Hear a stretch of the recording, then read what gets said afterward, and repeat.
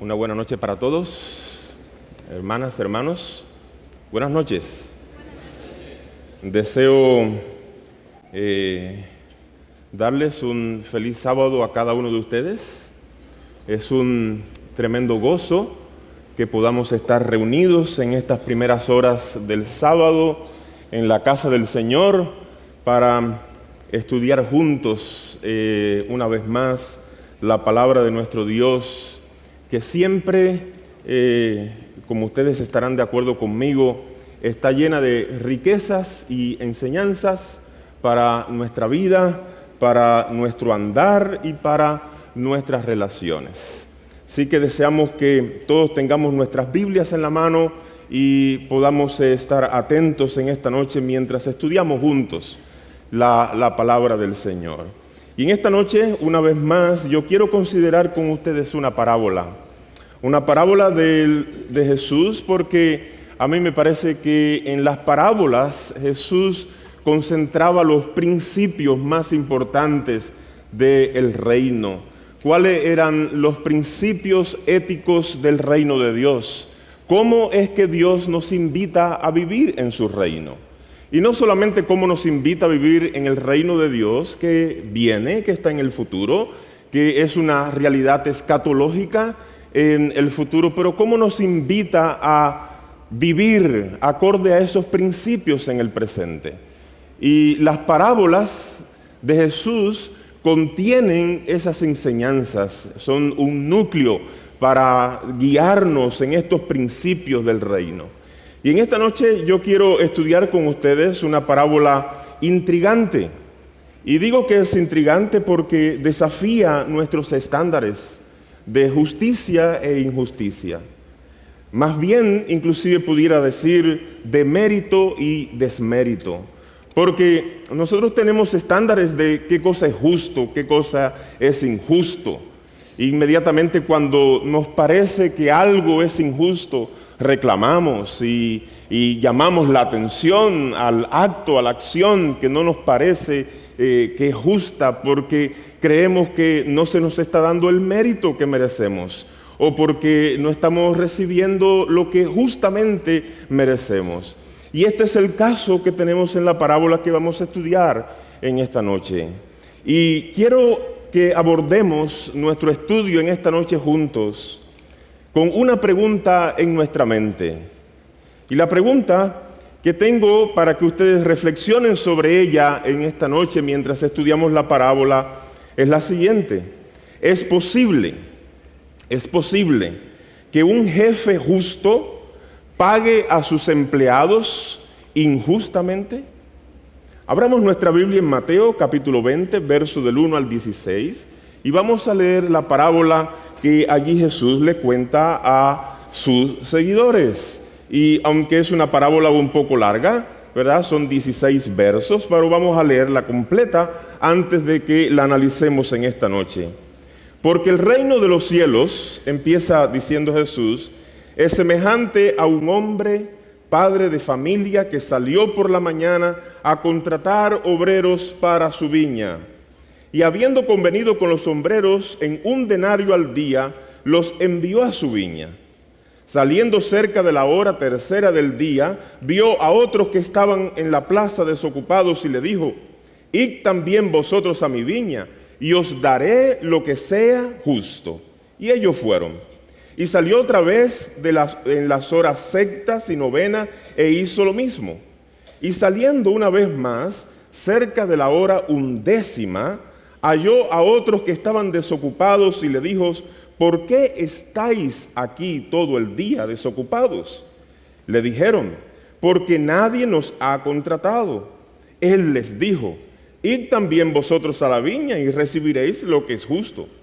Cuando llegó la noche, el señor de la viña dijo a su mayordomo: llama a los obreros y págales el jornal, comenzando desde los postreros hasta los primeros.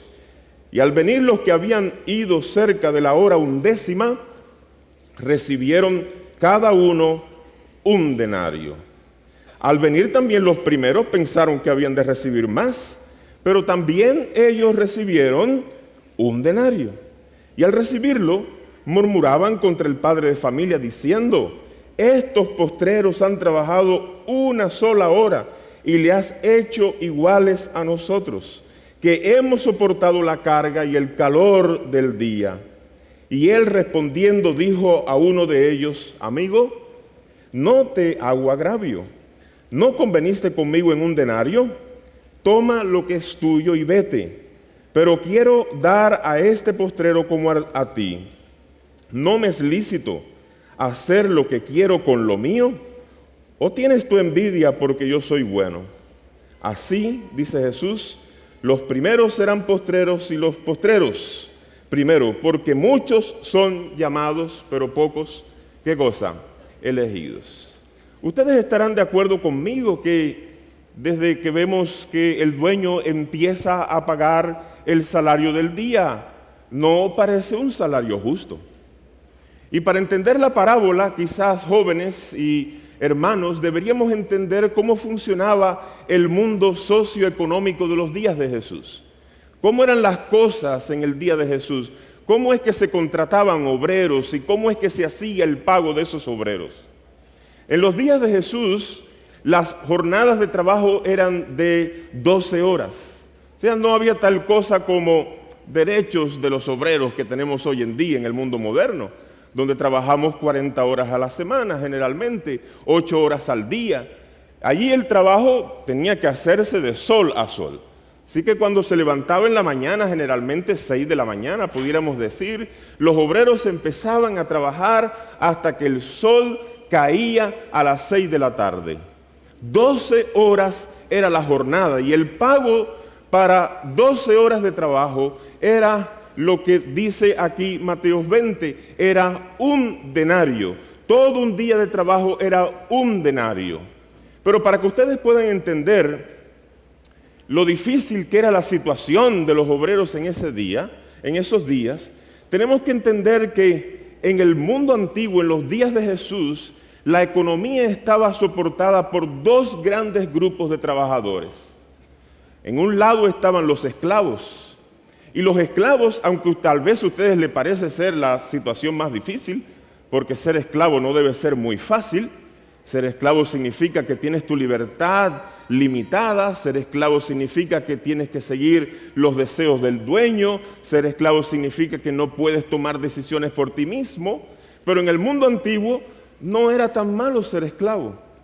Es más, el otro grupo estaba en una condición mucho peor, y el otro grupo eran los jornaleros. Y es que los esclavos, aquellos que eran esclavos, tenían por necesidad que ser cuidados por sus amos, porque si yo he pagado un talento por un esclavo, por supuesto que no voy a dejarlo que pase hambre todo el día, por supuesto que no voy a dejarlo trabajar todo el día, porque yo tengo que cuidar mi inversión en esta persona para que me dure el mayor tiempo posible como mi esclavo. Pero los jornaleros estaban completamente desprotegidos, era difícil encontrar trabajo, así que día a día, como lo describe la parábola aquí, estos jornaleros se iban a la plaza y allí venían los dueños de las diferentes fincas bien temprano a buscar a alguien que trabajara en sus fincas, haciendo diferentes cosas. Era lo común del día a día en el mundo antiguo. Y estos eran los patrones. Y estos patrones, era un sistema de patronaje, estaba dado a tremendos abusos. Porque un obrero, para poder sostener una familia de 4 personas en ese tiempo, necesitaba ganar a lo menos 1,5 denarios al día. Pero el salario del día era ¿cuánto? 1 denario. Quiere decir que todos los días se iban a casa con la mitad, faltándole la mitad de 1 denario para poder dar la comida necesaria. Y en esa situación, ¿verdad?, los jornaleros estaban en tremendos problemas económicos, en tremendas necesidades. Y Jesús está tomando todas estas imágenes que eran sumamente conocidos por las personas en esos días, porque era la manera como funcionaba la economía, y está tratando de explicar lo que va a pasar con estos obreros. Pero en el sistema también, en los sistemas de esos días, había otra persona que se llamaban los benefactores. Y estos benefactores, ¿verdad?, eran personas que tenían algunas riquezas, que tenían algún dinero, que tenían algunas fincas, y muchas veces estos benefactores eran los que suplían, ¿verdad?, esa mitad de denario faltante para que las familias pudieran sobrevivir y pudieran comer.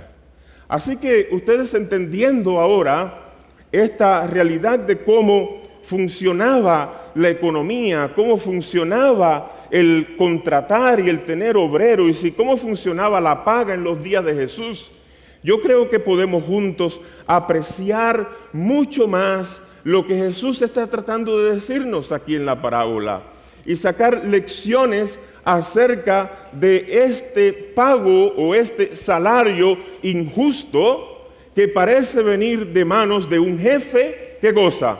Justo. Jesús, y ahora vamos a la parábola todos juntos en Mateo 20 nuevamente, la parábola, esta es una de las parábolas del reino que Jesús narra. Y las parábolas del reino son muy importantes, porque las parábolas del reino es donde Jesús presenta los principios del reino. Por lo tanto, la parábola tiene que ser leída como una analogía, o sea, una ilustración del reino de Dios, de cómo funciona el reino de Dios. Y aquí nos dice que este padre, que tiene una finca, aparentemente esa finca ha producido muchos frutos, así que necesita un grupo de personas bastante grande para trabajar ese día en su finca, y va directamente a buscar a esas personas al mercado y llega muy temprano a la plaza. Y si ustedes miran la parábola, está dividida en tres partes bien claras: la contratación, el pago que se le va a hacer a los que son contratados y los argumentos en favor o en contra de la injusticia que supuestamente se está cometiendo. La parábola tiene una estructura muy fácil de seguir. Y en la contratación hay algunos elementos muy importantes que nosotros tenemos que mirar. Cuando llega a las 6 de la mañana, encuentra al primer grupo de obreros. Y allí están esperando y los contrata. Pero si ustedes notan en el verso 2, y leen conmigo allí en el verso 2, dice claramente Jesús que este padre de familia, con el primer grupo, habiendo convenido con ellos. Quiere decir que el primer grupo de personas que Jesús contrata, o que Jesús no, pero este padre contrata, entra en un convenio con ellos. Quiere decir que, me imagino, lo que está significando aquí la parábola es que el padre de familia le explica los trabajos que van a hacer. Este día vas a ir a mi finca y este día vamos a recoger manzanas. Y las manzanas tenemos que ponerlas en unos contenedores, y en cada contenedor entran tantas manzanas, y cuando hayas trabajado 12 horas del día yo te voy a pagar un denario. Quiere decir que el primer grupo de trabajadores va bien informado y va bajo un convenio que les protege. Quiere decir, ellos han entrado en algún tipo de negociación con el dueño, han llegado a un negocio y han fijado los términos de servicio, y han fijado también los términos para el pago por el servicio que van a hacer ese día. Así que este primer grupo va y comienza la labor del día. Sin embargo, ustedes pueden notar que la contratación del segundo, del tercero, del cuarto y del quinto grupo es completamente distinta. Los parámetros son completamente diferentes. Y nosotros, cuando estamos leyendo estas parábolas y queremos extraerle, queridos jóvenes, las riquezas de la literatura de Jesús, tenemos que notar esos movimientos en la parábola. Porque ahora va a la hora tercera, a la hora sexta, a la hora novena, a la hora undécima. Esto es más o menos, pudiéramos decir, alrededor de las 9 de la mañana, 12 del día, 3 de la tarde y 5 de la tarde, a buscar estos obreros. Pero si ustedes se percatan, y vamos allí a los versos 3 al 7, ustedes van a ver interesantemente, no hay ningún convenio entre el dueño y los nuevos contratados. Quiere decir que estos están allí en la plaza, el dueño llega y le dice qué están haciendo aquí, y les pregunta por qué no han ido a trabajar, les responde no tenemos trabajo, y les dice pues vayan a trabajar a mi finca. Pero diferente a los de las 6 de la mañana, si ustedes lo miran con cuidado, no hay un convenio, no hay explicación de lo que van a ir a hacer a la finca. Se supone que quizás ellos saben cuál es de una finca en esos días, pero tampoco hay fijación del, ¿qué cosa? Del salario. No se le dice cuánto se le va a pagar. Ellos tampoco preguntan cuánto se le va a pagar. El dueño única y exclusivamente le dice a cada grupo cuando viene a contratarlos, vayan y trabajen y les voy a pagar lo que es, ¿qué cosa? Justo. Ahora, las leyes de los días determinaban cuánto había que pagar, si empezabas a las 9 de la mañana o a las 12 del día. Quiere decir que estos obreros quizás estaban en sus mentes refiriéndose a esas leyes y estaban seguros en esas leyes, pero yo me gustaría preguntarle aquí en esta noche a cada uno de ustedes, ¿cuántos de ustedes serían contratados para hacer un trabajo sin saber cuántos van a ganar? ¿Alguien haría eso? ¿Verdad? Muy difícil, doctor, ¿verdad? Veas esto y te voy a pagar lo que es justo. Y es que los estándares de justicia, ustedes van a estar de acuerdo conmigo, queridos jóvenes, es muy difícil porque yo creo que mi trabajo vale esto, pero es muy difícil que el que me está dando el trabajo piense que mi trabajo vale exactamente lo que yo pienso que mi trabajo vale. Así que la mayoría de nosotros, antes de entrar y aceptar un trabajo, nos gusta saber de antemano cuánto nos van a qué cosa, a pagar. Claro que cuando estamos en gran necesidad, creo que todos hemos cometido ese error. Ve y trabaja y te vamos a pagar, ¿verdad?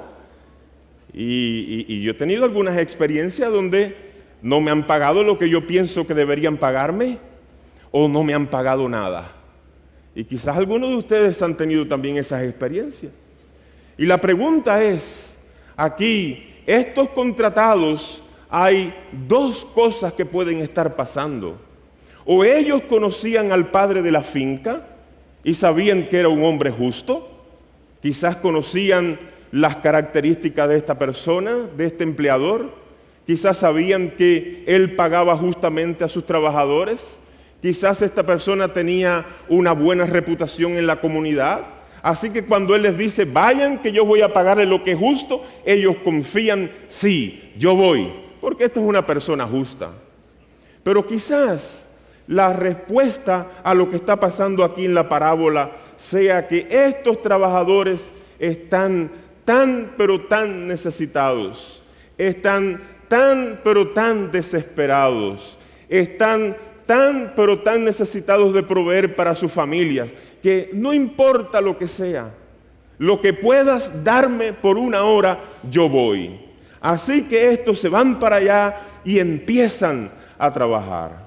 Y entonces viene la segunda sección de la parábola. El día de trabajo termina. Ahora, ¿verdad? El dueño ha llegado la hora de remunerar y el dueño comienza intencionalmente. Porque si ustedes miran la parábola, es evidente que lo hace con toda intención. Empieza a pagar por los últimos que llegaron y va a pagarle al final a los primeros que llegaron. Oye, que este padre de familia es medio maquiavélico, ¿no? Porque si quiere beneficiar a estos últimos, pues podría haberlo hecho sin que los otros estuvieran allí. Le hubiera dado a los primeros que llegaron su talento y a los últimos que llegaron su talento y nadie se hubiera enterado y nadie se hubiera sentido mal, ¿sí o no?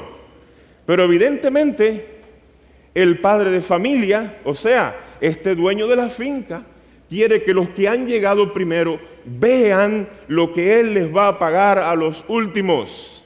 Es la única razón por la cual él empieza a pagar a la inversa de la contratación. Él desea que los primeros que han llegado vean que los últimos que han llegado van a recibir exactamente los que han recibido o lo que van a recibir los que han trabajado todo el día. Pero lógicamente, es lógico, o sea, lo que está pasando aquí es normal. Porque si yo llego a trabajar a las 5 de la tarde, ¿verdad? Y aquí en la universidad me contratan y me dicen, te vamos a pagar 1,000 pesos. Y te empiezas a trabajar a las 8 de la mañana y terminas a las 5 de la tarde. Y llegan otros y le contratan y le dicen, vas a empezar a trabajar a las 4 de la tarde y te vas a las 5 y te voy a pagar lo que es justo. Y después aquí, ¿verdad? Los de finanzas empiezan a pagar y al que llegó a las 4 de la tarde le dan 1,000 pesos. ¿Cuánto esperan ustedes recibir si empezaron a las 8 de la mañana? 1,000 pesos. Pues serían muy tontos, ¿verdad? Porque yo esperaría recibir, bueno, espérate, vamos a hacer las cuentas aquí. Porque si el que llegó a las 4 de la tarde le dan 1,000, el que llegó a las 3 de la tarde le dan más o menos lo mismo, bueno, yo que estoy aquí desde las 8 de la mañana, por lo menos 1,500, ¿no? Porque he estado todo el día. Pero ahora empieza y la expectativa crece en los que han llegado a las 6 de la mañana, han aguantado el sol de todo el día, han llenado varias cajas de manzana, han trabajado durante todas esas horas, han recibido poca alimentación, han pasado sed y ahora miran que los que han llegado a las 5 de la tarde reciben 1 denario. Así que ellos dicen, llenos de expectativa, hoy es un día en que nos va a ir bien, porque seguro a nosotros nos van a pagar a lo menos 1,5 denarios. Pero cuando llega su turno, ¿qué pasa, queridos jóvenes? ¿Qué pasa cuando llega su turno? ¿Le dan 1,5 denarios? Absolutamente no. Le dan exactamente, ¿qué cosa? 1 denario. Así que la expectativa no es lo que ellos han esperado. Y yo les pregunto en esta noche, ¿es esto justo? ¿Es esto justo? ¿Es esto un jefe justo? ¿Cómo es que un jefe que parece ser justo y hasta parece ser bueno, porque le ha pagado a estos que han llegado a las 5 de la tarde una cantidad como si hubiera trabajado todo el día? ¿Cómo es que está pagando este padre de familia un salario injusto? Evidentemente, si ustedes leen los versos del 8 al 12 en adelante y del 13 en adelante, ustedes van a ver la tercera parte de la parábola con toda claridad. Estos jornaleros no están contentos, empiezan a murmurar entre unos y otros. Empiezan a reclamar que han estado allí todo el día y ahora no se le paga como es debido. Empiezan a decir la injusticia de este padre de familia. ¿Cómo es que los que han llegado último, Él los ha hecho iguales a nosotros? Y nosotros tenemos para sacar las lecciones en esta noche que mirar las palabras específicas que Jesús utiliza. Los ha hecho iguales a nosotros. Esto es una tremenda injusticia. Pero tal parece que el padre de familia ha logrado exactamente lo que estaba esperando. Tal parece que ese es el efecto que él quería buscar entre los primeros. Y empieza entonces en la última sección de su parábola a defender por qué motivo ha pagado a cada uno 1 denario. Y la primera pregunta es, el primer argumento de su defensa es, eso es lo que está en el contrato, les dice. Es lo que hemos convenido. Así que no estoy haciéndoles ninguna injusticia. Cuando los busqué por la mañana, yo les dije, van a recoger manzana y van a llenar cajas de manzana durante 12 horas del día. Y les dije que íbamos a pagarle 1 denario y le estoy pagando exactamente lo que el contrato dice. Por lo tanto, este es el argumento del dueño de la finca. Estoy haciéndole alguna injusticia. ¿Acorde al contrato? ¿Qué cosa? Absolutamente no. Pero le estará haciendo alguna injusticia, no acorde al contrato firmado, sino acorde a los estándares morales y a los estándares éticos del trabajo y la remuneración. ¿Será que basta con que el padre de familia diga, eso es el contrato y eso es lo que hemos firmado? Hemos firmado por 1 denario y te estoy pagando 1 denario. ¿Bastará esa explicación? Parece que no, porque el padre de familia tiene una segunda explicación y le dice a esos obreros que han llegado temprano y que se sienten injustamente tratados, les dice, no me es lícito hacer con lo mío lo que quiero. O sea, el segundo argumento que va a utilizar el padre de familia es, yo soy el dueño de esta finca, yo soy el dueño del dinero, yo soy el dueño de las riquezas que hay aquí. Y si yo quiero darle 1 denario a este que llegó a las 5 de la tarde y quiero darle 1 denario al que llegó a las 3 de la tarde, pues en palabras más hispanas, ¿qué te importa? ¿Verdad? ¿Cuál es mío? ¿Verdad? ¿Es mi dinero? ¿O ahora vas a controlar mi dinero? Pero la pregunta todavía permanece. Para mí, por lo menos, no es una buena respuesta. No satisface mis estándares de justicia. No me hace sentir cómodo que solo porque es mi dinero y lo doy a quien quiere, hago a unos trabajar 12 horas, le pago 1 denario, hago a otro trabajar 1 hora y le pago 1 denario. Por eso es que el padre de familia, Jesús no termina allí con los argumentos de su defensa. Y a mí me parece que aquí es donde llega la cumbre de la parábola. Miren ustedes versos 13 al 15. Él va a apelar a su carácter. El padre de familia va a apelar a quién es él internamente, a cuáles son sus principios éticos. Yo hago esto porque soy, ¿qué cosa? Porque soy bueno. Y esa es una respuesta completamente distinta. Esa es una respuesta que cambia la perspectiva del salario injusto. No es que estoy pagando porque en el contrato está 1 denario. No, porque eso no hace la acción justa. No es porque es mi dinero y lo doy como yo quiera. No, porque eso tampoco hace, queridos jóvenes y querida iglesia, eso tampoco hace la acción justa.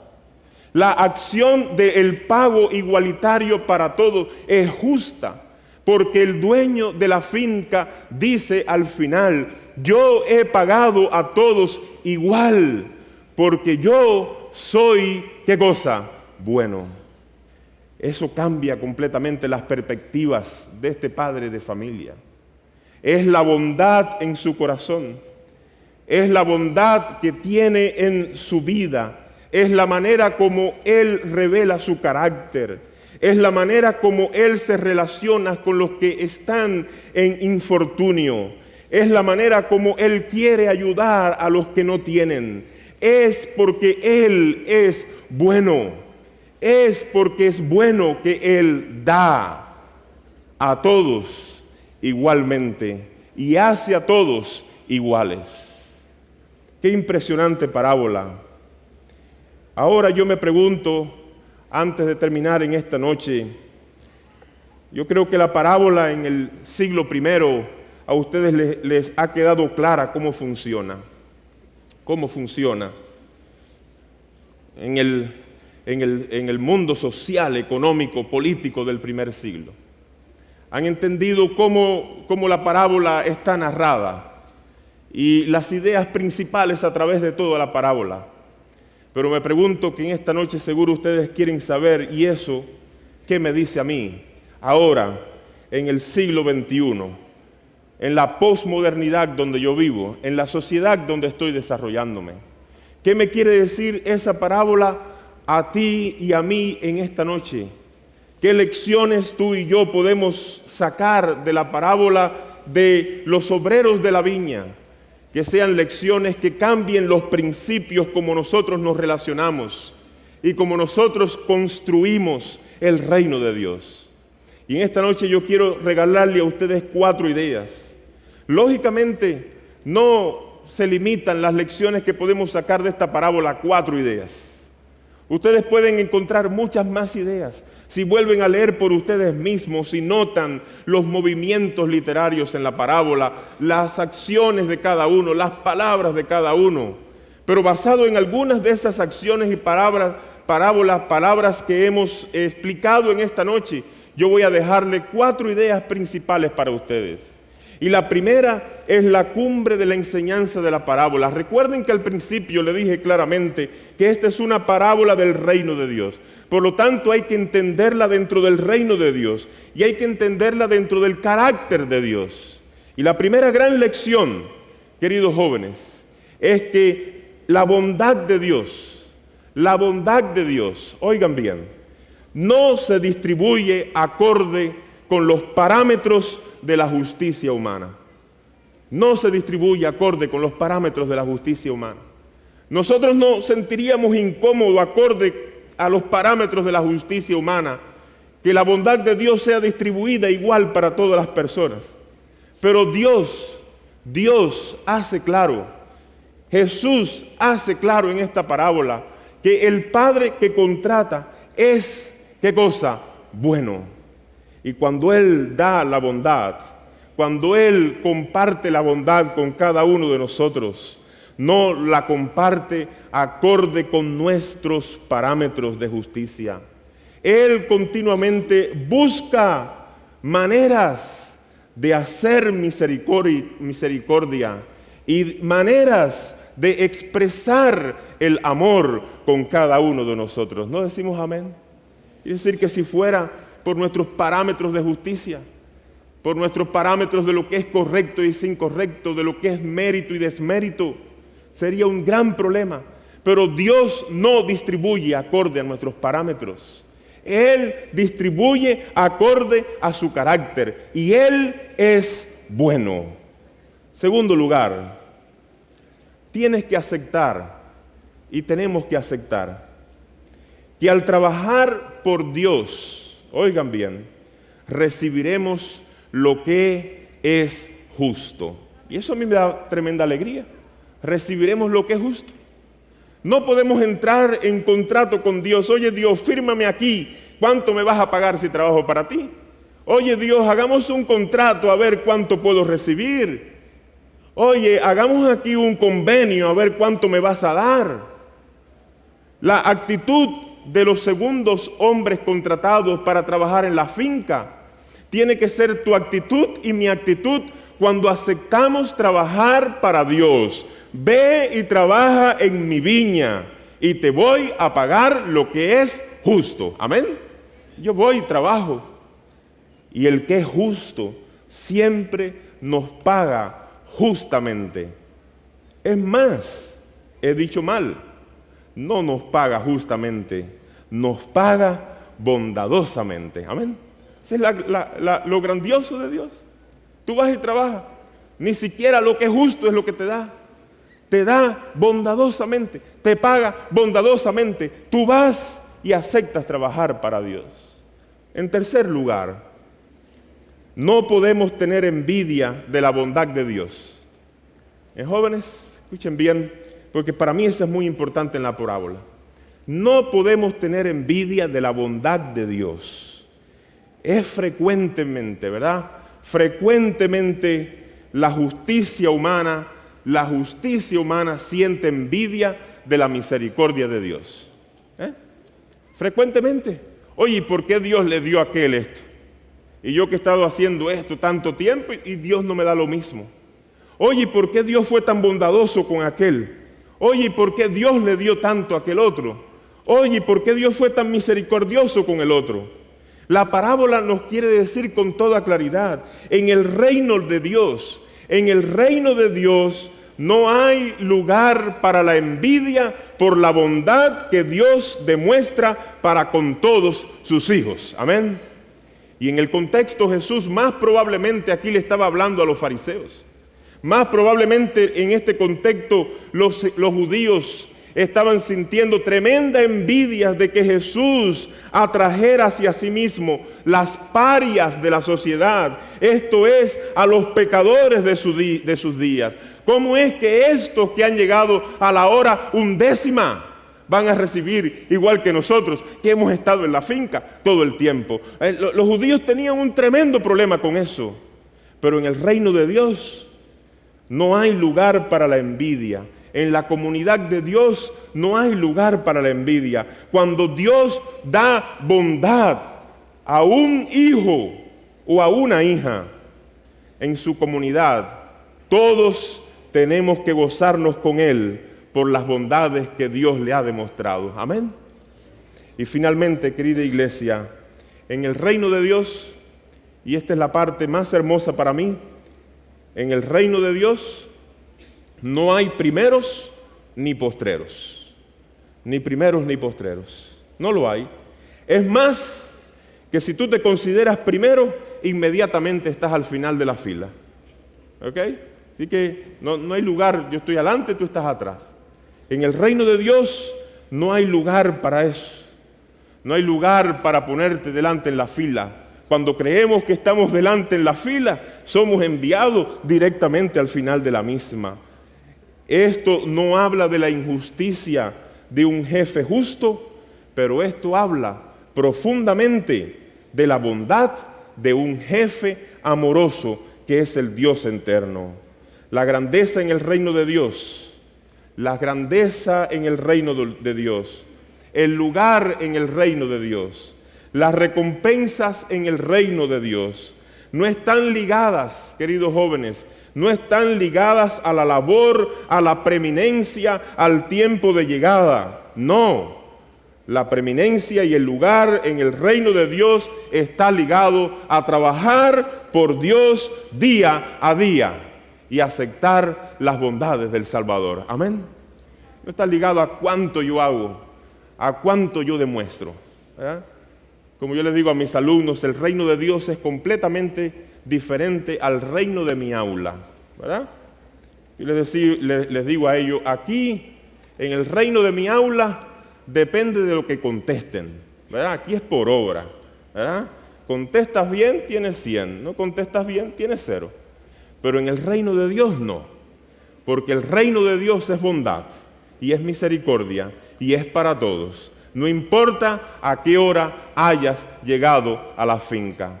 El Señor les bendiga y les llene de su espíritu en esta noche y feliz sábado para todos una vez más.